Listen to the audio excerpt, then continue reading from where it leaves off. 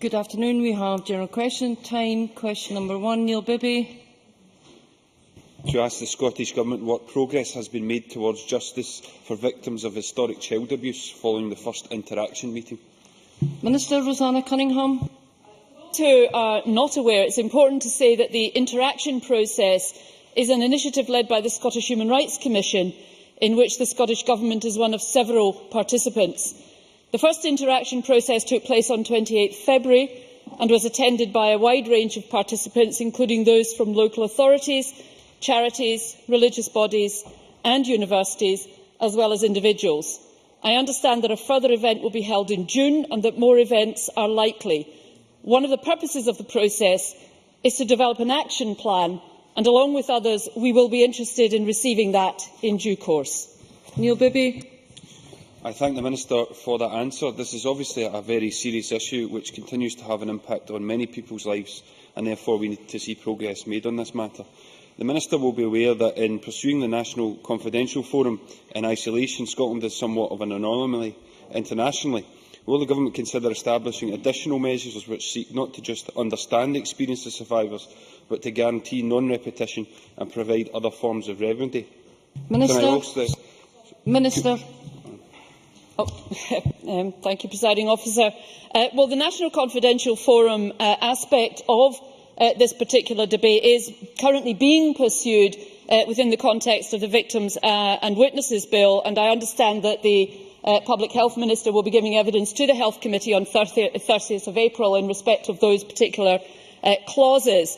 The member may also be aware that the Government has conducted a consultation on the issue of time bar, which I know is one of the concerns expressed by victims of historic child abuse. That consultation only closed a couple of weeks ago, and we are currently analysing the responses in respect of that. And we are looking at a number of other things, but the issue is going to be to wait for the interaction to bring forward specific proposals. I know that there is already further negotiations agreed at that event that will take place, and that process is an ongoing process. So we are waiting for some of that to come to fruition as well. Mr Bibby, you got cut off a wee bit too soon. I thank that Minister for the further answer. Can I also ask the Minister to keep Parliament informed about any developments so that members can keep constituents updated on progress being made? Minister. Well, the member will be aware that notification of consultations such as that on time bar is widely available on the Scottish Government website. The Victims and Witnesses Bill is currently in the parliamentary process, and I appreciate not all members will be necessarily keeping tabs on aspects of that, but can do so if they choose to. Other aspects of this will be updated to Parliament by ministers as and when appropriate. Question 2, Mark Griffin. To ask the Scottish Government what action it will take to ensure that people have access to regular and reliable local bus services. Minister Keith Brown. The Scottish Government continues to support the bus route network with £50 million of subsidy per year, also by monitoring bus service delivery to promote reliability, and also by launching a new bus investment fund this year to encourage innovative projects. Mark Griffin. Thank the Minister for that answer. The Minister may be aware that in Cumbernauld, First Glasgow services X4, X80 and 36 are being cut. These cuts also mean that the bus depot in Cumbernauld is now no longer viable and is to be shut down. What actions can this Government take to assist the people of Cumbernauld who will be affected by these cuts? Minister. I think it's worth saying that these services are delivered obviously by private sector entities, and it's for them to take those decisions, although it's also the case, as I've already mentioned, that we provide around £50 million of subsidy per year to help sustain bus services. It's also true that we provide, through the local authority grant, money to local authorities who alone, unlike the Scottish Government, can support individual bus routes. So I would suggest the member may want to speak to his local authority in relation to that. We should also recognise the £190 million plus that we put into the concessionary travel scheme, which helps sustain bus services. And he should also note, of course, that we will continue to support the concessionary scheme and to oppose, for example, the abstention of his colleagues when this was moved in committee, when they failed to support the concessionary scheme scheme. This Government's support for the concessionary scheme will remain solid. I would hope that his colleagues would feel able to come forward and express their complete support for the scheme, rather than the abstention that we've seen so far. Jamie Hepburn. I wonder if the Minister could tell us what the likely impact on bus services in Cumbernauld South and across Scotland would be if that concessionary travel scheme was withdrawn, which, as the Minister has said, seems to have lukewarm support from the Labour Party. Minister. Well, that's right. If it was abstention or if it was part of the Cuts Commission that's been mentioned, then of course this would have a serious effect on bus services. We understand that some passengers would not travel without the concession scheme. Around 30% of concessionary journeys are generated by the scheme. Some bus routes, particularly those with high proportions of generated concessionary passengers, would probably prove to be commercially unviable. So I can't understand why the Labour Party would want to undermine the concessionary scheme. But as I say, for our part, we will continue to support it despite that opposition. Question number 3, Richard Baker. To ask the Scottish Government what action it is taking to support local authorities in the North East to deal with the aftermath of recent flooding. Minister Paul Wheelhouse. Following the severe weather in December, potential claims for assistance under the Bellwyn scheme were notified to the Scottish Government by several local authorities, including Aberdeenshire Council and the Moray Council. Local authorities have 4 months from the date of the emergency incident to submit interim claims for assistance. We have not received any claims from local authorities in the North East at this stage. In addition, we are helping protect communities across the whole of Scotland from flooding by working with our partners to implement the Flood Risk Management Scotland Act 2009 and providing funding through the local government settlement for local authorities to continue to invest in flood prevention schemes. Richard Baker. I thank the Minister for his answer, but Aberdeenshire Council informed me they have been in dialogue with the Scottish Government over an application to the Bellwyn scheme for funding, but because of the claims threshold and the deadline for carrying out of works, it means that they are not likely to receive any funds from the scheme at present. Will the Minister therefore agree that the terms of the scheme should be reviewed to ensure that in more instances local authorities can benefit from the funds from the scheme rather than bear all the costs themselves? Richard Baker. Sorry, Paul Wheelhouse. Thank the member for his question. Clearly, the Bellwyn scheme applies in a number of scenarios, not just in flooding, but also other exceptional costs that local authorities face. It's therefore not a matter that is actually within my portfolio, but certainly be interested to meet with the member to understand the evidence from Aberdeenshire Council, and clearly it would be a matter for the Finance Secretary to address in due course. Alex Johnson. Thank you. The Minister will be well aware that there is a sense of urgency relating to certain areas in North East, particularly Stonehaven, where there has been a recurring flood problem. Will the Minister give an undertaking that, whether negotiations are successful or otherwise, he will ensure that adequate assistance is given, both in terms of finance where appropriate and encouragement otherwise, to have Aberdeenshire get on and deal with this problem before it happens again? Minister. Clearly, I do recognise the concern that's expressed in Stonehaven, having visited Stonehaven myself, and I heard first-hand some of the concerns residents had about the perceived pace at which prevention measures were coming in. Flood protection schemes are, of course, a matter for local authorities, as the member acknowledges, and I understand that the local authority has had to reflect on the nature of the most recent flood, which was slightly different from that they had modelled for their initial proposals, and yet we have yet to see the impact of that. The new process for flood protection scheme approval introduced by the Flood Risk Scotland Act 2009 should reduce the time it takes for local authorities to deliver flood protection schemes, and I certainly will do everything I can as a Minister to ensure that when things do come before us that we proceed as fast as possible. Mark MacDonald. While I appreciate the points that are being raised, is the Minister aware of the fact that Aberdeenshire Council is heading towards a position where, in the last 2 years, it will have underspent to the tune of some £53 million on its revenue budget? Does the Minister not agree that the Council, therefore, is in a position where it should not need to be applying to the Scottish Government to ask for funding when it has such dramatic underspends and could fund capital from current revenue projects from within that underspend? Minister. Clearly, the member is correct that the local authorities, where there are substantial resources that are available, then they obviously have that within their abilities to fund schemes locally. That's absolutely correct. Bellwyn scheme is set up to take account, as Richard Baker identified, expenditure above a particular threshold, which is based on the actual turnover of the local authority itself. But clearly, in this case, that has not been applied because the expenditure level falls below that. But in terms of the prevention scheme itself, clearly, if the local authority has access to capital and resource funding, then clearly I would like to see if there is any way in which Aberdeenshire Council can assist that process. Question number 4, Kizet Dugdale. To ask the Scottish Government what plans it has to reform planning laws so that local authorities have the power to reject planning applications for certain retail units on the grounds of over-provision. Minister Derek Mackay. This is primarily an issue for local planning authorities, and Scottish ministers have no plans to introduce new legislation on the matter. Planning authorities must determine planning applications and their merits in accordance with the development plans for the area, unless material considerations indicate otherwise. The level of provision of a particular retail use would generally only be a determining factor where the development plan contains a relevant policy. Dugdale. I thank the Minister for that answer. I guess what I'm asking him to do is something, anything, to deal with the explosion of predatory payday loan shops on our high streets. If he's unwilling to change the law, I wonder if he might meet with me to see what we can do to help credit unions open up premises on high streets in their place. Minister. I'm happy to meet with the member to discuss the options that may be available and understand the concerns of the member, but the planning process is probably not the most relevant vehicle to address the concerns that the member has, recognising there are issues around regulation which are reserved, but also to the promotion of credit unions, which the Government is supporting, continues to support, and working with partnership with others. I think we can provide some constructive solutions to the matters that the member has raised. Question number 5, in the name of Ken McIntosh, has been withdrawn. The member has provided an explanation. Question number 6, Joe McAlpine. To ask the Scottish Government what steps it is taking to protect golden eagles. Minister Paul Wheelhouse. All wild birds are protected in Scotland under the Wildlife and Countryside Act 1981. Golden eagles are listed on Schedule 1 of that Act, which provides further protection measures preventing disturbance of nesting birds. We have also last month added golden eagles to Schedules A1 and 1A of the 1981 Act, which provide year-round protection for nest sites and also protect the birds from harassment.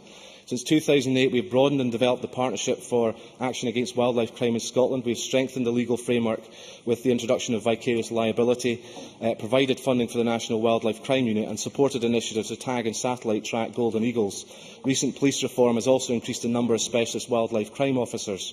We have been very active in the fight against persecution of raptors, and we have seen poisoning come down significantly. However, I stress we are not in any way complacent, and we are actively looking to see if alternative methods of persecution are being deployed. While some of the new wildlife crime measures we have put in place are yet to be tested, we know there is still a problem in some parts of Scotland, and I reiterate to those outside this chamber that we stand ready to introduce further measures should this be necessary. Joe McAlpine. I thank the Minister for that answer, and as he has acknowledged, there have been a number of shocking incidents across Scotland over the past year. Indeed, earlier this month, a golden eagle was shot in the Southern Upland Way. In the light of this, can the Minister reassure Parliament that investigations into illegally killed eagles are carried out quickly and effectively? And would you be willing to update Parliament on the investigation into the golden eagle found on Deeside in May 2012? Minister. I thank the member for the question. Due to police reform, we now have a revised structure, as I say, for wildlife crime, which will improve coordination and support for all wildlife crime police officers. And I have every confidence indeed in Assistant Chief Constable Graham, who has been appointed to lead that work. We also have a specialist unit within the Crown Office, which ensures greater understanding of the complexities of this area of law, both in and out of the courtroom. And this is a major development which shouldn't be underestimated, will increase the focus on wildlife crime. And let me reassure the member and those in the chamber that these things combined, along with robust partnership working within the Partnership for Action Against Wildlife Crime in Scotland, will ensure that investigations are carried out as quickly and effectively as possible. And PAW Scotland indeed is looking at making the evidential trail for issues like raptor persecution more robust, if we can possibly do so. And this work will involve closely working with the Raptor Persecution Group. Just in terms of the point about the case in Deeside, I am not in a position to provide Parliament with an update on the Deeside eagle from 2012, as this is an ongoing police investigation. It would be entirely inappropriate at this point to comment on that. Graham Pearson. Thank you, Presiding Officer. I am sure the Chamber welcomes the drop in reported poisonings of birds of prey. I am equally concerned there has been no decline in the other forms of raptor persecution. Wildlife and Natural Environment Scotland Act introduced vicarious liability to combat raptor persecution. Can the Minister give us any indication of what the next steps will be? New approaches, given Police Scotland has been introduced. What will he do in the next steps? Minister. Certainly, in terms of Graham Pearson's point about vicarious liability, he's quite right. That's a significant development in terms of the law surrounding wildlife crime. The provisions came into force on 1 January 2012, and the legislation has not yet been tested in court, as I'm sure the members are aware. I believe, however, that the legislation has had the welcome effect of encouraging responsible land managers to examine the training and procedures for their staff, and I have no doubt that if there is a prosecution of a land manager or owner under these provisions, it will have a salutary effect on others who have been content to turn a blind eye to unlawful practices carried out in their land. We are more generally doing everything we can as a government to encourage good practice. Recently launched by Scottish Land Estates, the Wildlife Estate Scotland initiative, which I hope will gather arms and legs and will take on an ever greater share of landowners under its coverage. That, in theory, is to try and promote the most proactive and progressive conservation measures by land managers. But I do reassure the member that if the measures under vicarious liability prove to be ineffective, I will take further action. Jamie McGregor. Thank you. The RSPB states that one of the key problems for the survival of golden eagles is the lack of live prey available to the species. Does the Minister agree that a healthy supply of food species in golden eagle areas, such as rabbits and mountain hares, is a factor in terms of maintaining healthy numbers of golden eagles? And is he, through the appropriate agencies, doing something about the decline of these species in some areas? Minister. Clearly, you raised an important. The member raised an important point in terms of having adequate food supplies for golden eagles. It's not as simple as saying it's just all about raptor persecution. We know there are multiple influences on the decline, a sad decline in a number of our key iconic species of birds. Clearly, mountain hares are a species which we clearly want to protect, and if there are any persecution of those animals by land managers, we'd be very concerned about it. But if the member has any constructive proposals that would like me to consider, I'd be happy to meet them to discuss those issues.